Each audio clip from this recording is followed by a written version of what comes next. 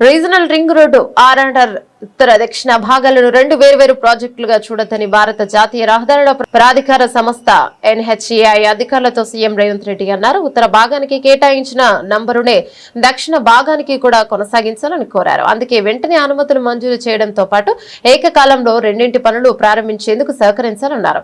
దక్షిణ భాగం అలైన్మెంట్ కు వెంటనే ఆమోద ముద్ర వేసేలా చూడాలన్నారు. రాష్ట్రంలో జాతీయ రహదారుల నిర్మాణం, అనుమతుల జారీ, నూతన ప్రతిపాదనలకు ఆమోదం తదితర అంశాలపై ఎన్హెచ్ఏఐ జాతీయ రహదారుల విభాగం, జాతీయ రహదారుల రోడ్డు రవాణా మంత్రిత్వ శాఖ, మోర్త్ రహదారుల భవనాల శాఖ, అటవీ శాఖ అధికారులతో సచివాలయంలో మంత్రి కోమటిరెడ్డి వెంకటరెడ్డితో కలిసి ముఖ్యమంత్రి సమీక్ష నిర్వహించారు.